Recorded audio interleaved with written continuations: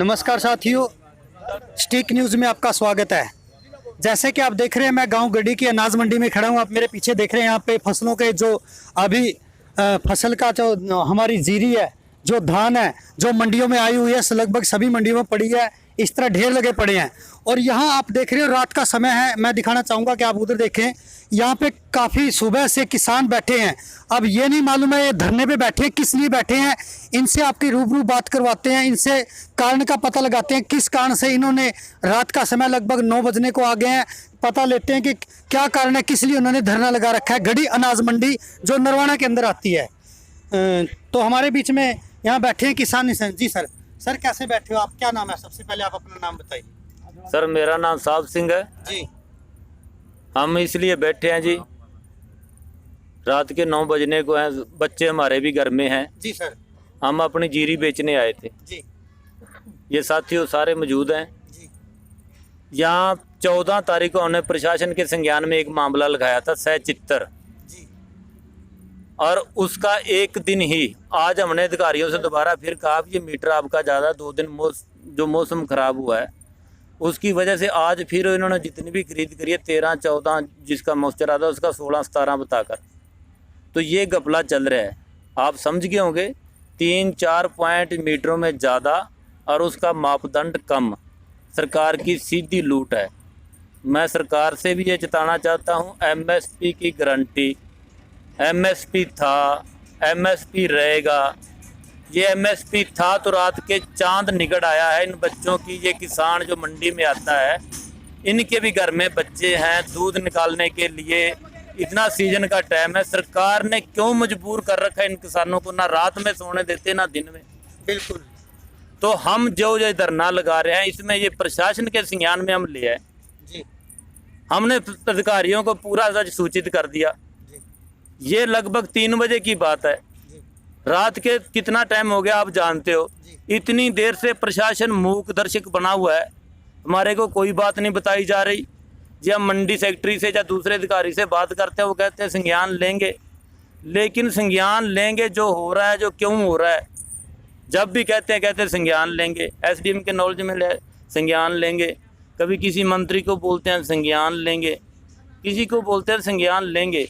ये संज्ञान है कि जिम्मेदार की जान है। बिल्कुल।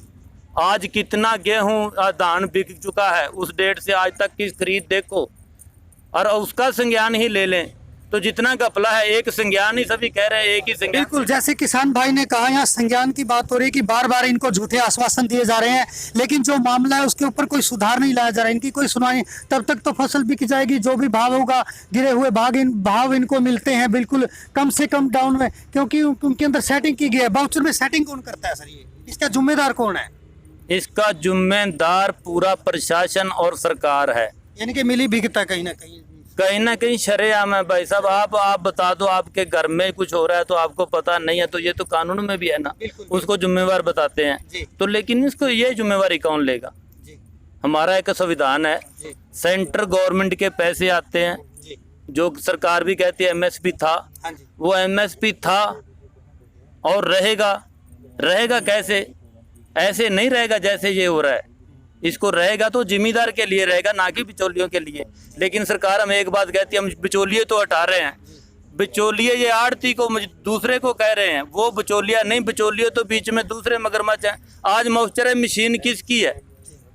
सरकार का यहाँ प्रशासन होगा, हरियाणा सरकार के अंडर आती होगी ये खरीद।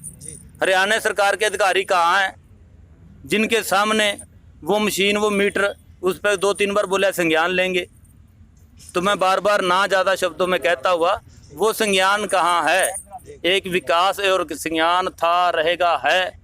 इसका मतलब किसान को समझा दें तो पता लग जाएगा किसान को भी। रात के 9-9 बजे जो अपनी धान की फसल है, उधर सीजन का टाइम है, मच्छरों के ऊपर है, मलेरिया का प्रकोप चल रहा है, मौसम भी खराब है, मौसम खराब है, अंधेरे में बैठे हैं, लाइट की प्रबंध नहीं है। तो संज्ञान की बात ये कह रहे हैं। हम फिर दोबारा बेनती करते हैं, पीओ संज्ञान है उसको लगाओ, हुआ है कहीं सो रहा है तो उसको जगा लो बेचारे को। नहीं जगता तो ये बताओ।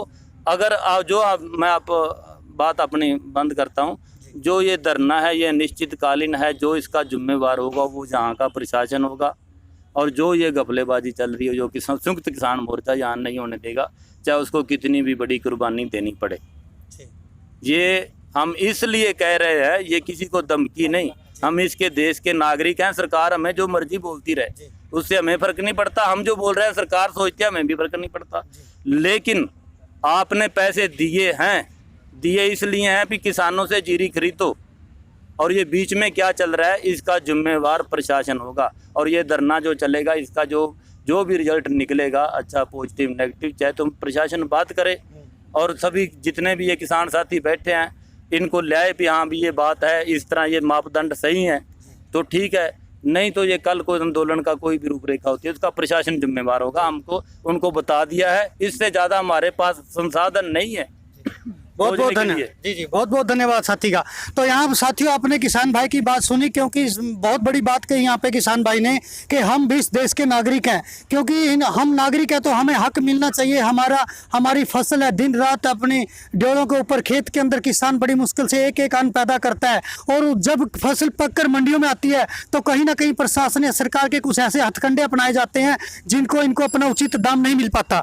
तो हमारे बीच में और भी साथी बैठे हैं। सर आप क्या कहना चाहोगे? सरपंच साहब जी बैठे हैं जो रेवर गांव से है, पदार्थ खेड़ा से, सॉरी जी। सर क्या कहना चाहोगे? हम कहना चाहते हैं जी सरकार से और प्रशासन से जी। सरकार से तो हम ये दरखास्त करते हैं, अपील करते हैं कि वो प्रशासन के कान खींचे जी, कि जो ये किसान है अपने सांपों का सिर दरड़ के 6 महीनों की जो अपनी संतान से भी प्यारी फसल है उसको तैयार करके बढ़िया तरीके से यहाँ पर मंडियों में लेकर के आए हैं, और अब मंडियों में लेकर के आने के बाद उनको खज्जल खवारी होना पड़ रहा है। दूसरी तो कुदरत की क्रोपी है जो वो पड़ रही है किसान पे, कुछ आर्थिक तौर पे वैसे ही उनको नुकसान उठाना पड़ रहा है।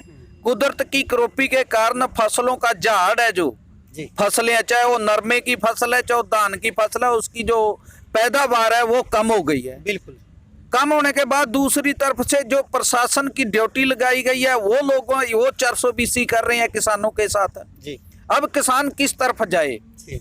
दूसरी तरफ उसने अब ये रात का समय हुआ है, तारों की छाम में वो भी अपने घर बच्चों के पास जाना चाहता है, उसने भी पशुओं की धार निकालनी है, परिवार को संभालना है, लेकिन मजबूरी बस सर किसानों को शौक नहीं है यहाँ पर बैठने का, बिल्कुल मजबूरी बस उसको बैठना पड़ रहा है।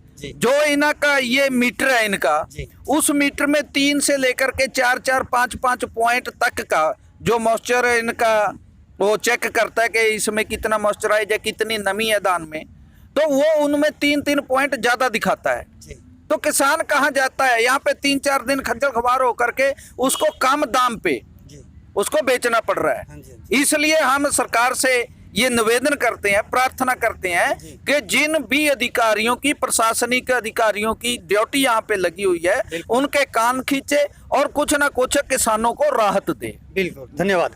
तो यहाँ पे जैसे किसान साथी ने बताया कि प्रशासन को इन पर ध्यान देना चाहिए, क्योंकि रात का समय है और कहीं ना कहीं आंदोलन आगे बढ़ने का काम करेगा अगर इनकी बात की तरफ ध्यान न दे जाए। हम भी चैनल के माध्यम से कहना चाहेंगे कि काफ़ी किसान मजबूर हो चुका है कम रेट में बेचने पर, और यहाँ पे सुबह से ये बैठे हैं और आधी रात हो चुकी है, रात बढ़ती जा रही है, और यहाँ मच्छरों का समय आप देख रहे हैं, पीछे कोई लाइट का भी कोई व्यवस्था नहीं है। यहाँ बीमार होने की, बीमारी फैलने का भी कहीं ना कहीं पीड़ादायक ये धरना चल रहा है। तो इनको खुश करने के लिए प्रशासन का कोई अधिकारी आए, इनको धरने से उठाए और अपना आश्वासन या इसके ऊपर कार्रवाई करे और इनको उचित रेट देने का और उन मशीनों को ठीक ढंग से, उचित ढंग से उनको चलाने का काम करे। तो बने रहिए साथियों, और इसको ज़्यादा से ज़्यादा शेयर करें ताकि प्रशासन तक हमारी आवाज़ पहुँचे। बने रहिए स्टिक न्यूज़ में राधा राय के साथ। नमस्कार, जय जवान जय किसान।